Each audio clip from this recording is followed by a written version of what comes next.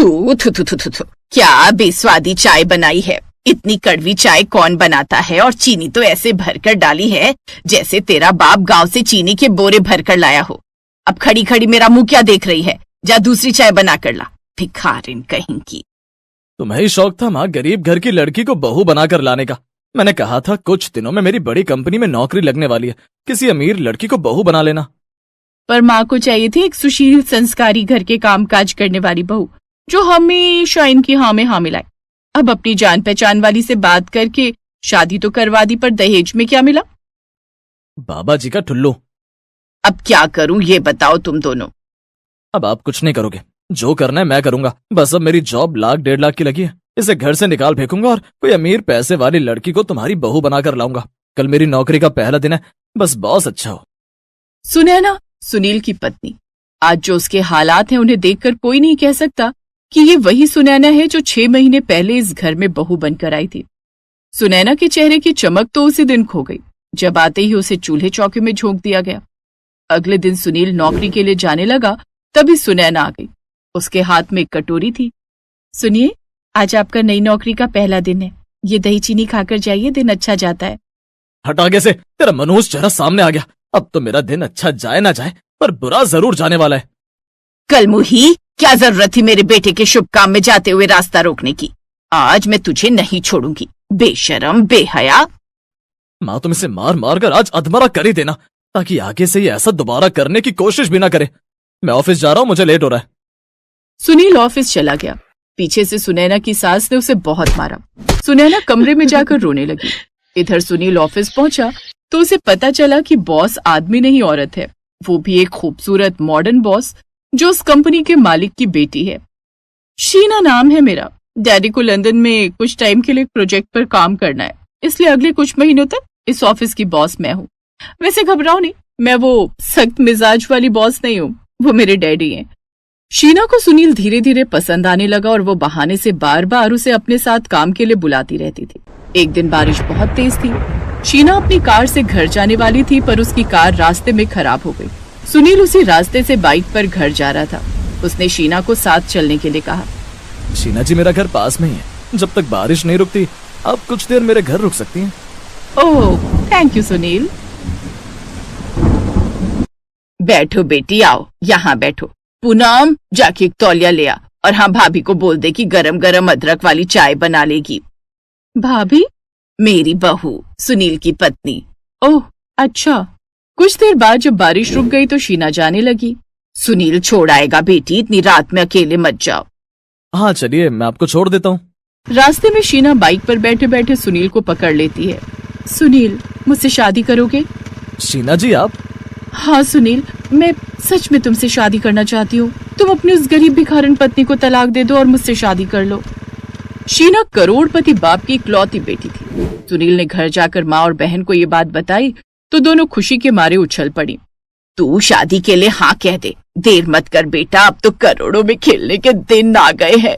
हाय हाय हाय हाय हाय, करोड़पति बहू आ जाएगी तो हमारे तो वारे न्यारे हो जाएंगे।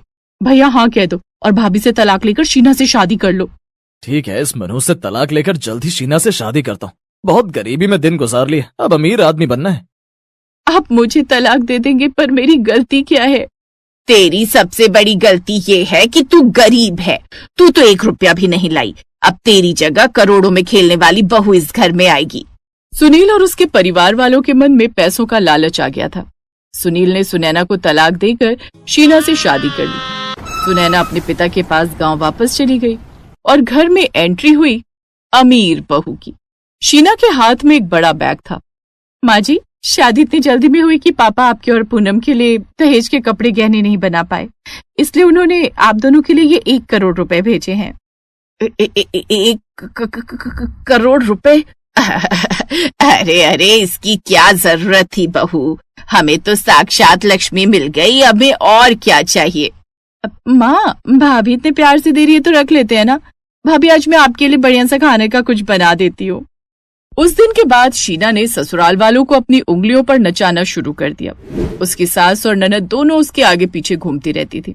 ऐसे ही कुछ दिनों से काम वाली नहीं आ रही थी। अब शीना तो महारानियों की तरह बैठी रही। सारा काम बूढ़ी सास और ननद को करना पड़ा। अब उन्हें सुनैना की याद आई। माँ, सुनैना भाभी थी तो सारे घर का काम वही करती थी। शीना भाभी तो कुछ भी नहीं करती हैं। देखो ना, अभी तक सोकर भी नहीं उठी हैं। हाँ, तू सही कह रही है। अभी ये सोकर उठेगी ना तो बात करेंगे। थोड़ा बहुत तो घर का काम इसे अब करना चाहिए। हम कितना करेंगे। शीना सोकर उठी। आज से वो दोबारा ऑफिस जाने लगी थी। बहू, कहाँ जा रही हो? घर का सारा काम पड़ा है, काम वाली आई नहीं है, कौन करेगा? ऑफिस जा रही हूँ। कौन करेगा? आप दोनों करेंगी ना। मैं ऑफिस ना जाऊं? किस बात के आपको 1 करोड़ रुपए दिए? मुफ्त में ऐश करने के लिए नहीं दिए, घर के काम करने के लिए दिए हैं। और हाँ, आज कह दिया, आज के बाद मत कहना। Stupid women. भैया देखो ना, भाभी माँ से किस तरह से बात कर रही है। अब मैं क्या बोलूं? 1 करोड़ रुपए तुमने लिए हैं तो घर का काम तो तुझे और माँ को ही करना पड़ेगा ना। अच्छा, मैं जा रहा हूँ, शीना कार के पास वेट कर रही है। सुनील शीना के लिए उसका पालतू डॉग था। शीना सुनील को जो कहती उसे करना पड़ता था।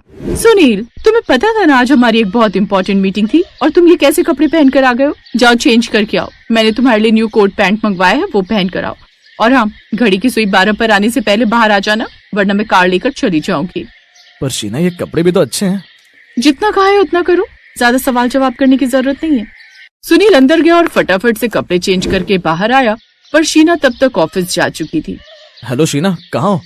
सॉरी सुनील, मैंने तुम्हें कहा था 12 पर सोई आने के बाद मैं तुम्हारा वेट नहीं करूंगी। अब तुम खुद ही ऑफिस आ जाओ। और हाँ, 15 मिनट में ऑफिस पहुंच जाना, वरना मैं तुम्हें नौकरी से निकाल दूंगी।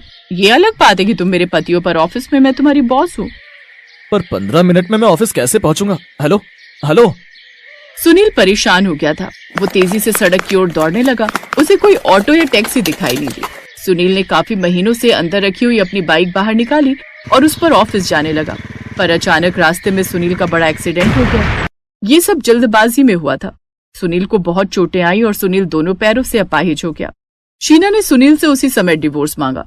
सॉरी सुनील, मैं एक अपाहिज के साथ अपनी जिंदगी खराब नहीं कर सकती।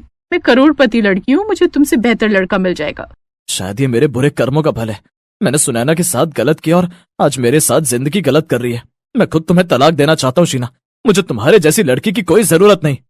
शीना सुनील को तलाक देकर चली गई। सबको अपनी गलती का एहसास था।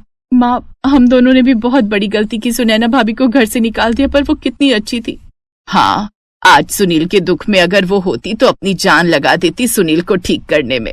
सबकी आंखों में आंसू थे, तभी सुनैना आ जाती है। आपका इतना बड़ा एक्सीडेंट हो गया, मुझे किसी ने बताया भी नहीं। किस हक से बताता? मैं तो तुम्हें मुंह दिखाने लायक भी नहीं हूँ। अरे, पेपर पर तलाक हुआ है तो क्या हुआ? दिल से अभी भी मैं आपकी पत्नी हूँ। देखो, मेरी मांग का सिंदूर और मेरे गले का मंगलसूत्र आपका ही दिया हुआ है। मैं नहीं मानती ऐसे तलाक को। सुनैना, तू ही है हमारी 1 करोड़ की बहू, जिसमें 1 करोड़ गुण है। हमें माफ कर दे बहू, हम तेरे गुनहगार हैं। सुनील और उसके परिवार की आंखों में पछतावे के आंसू थे। सुनैना वापस लौट आई क्योंकि उसने सुनील को और उसके परिवार को दिल से अपना माना था और उसका दिल करोड़ों का था।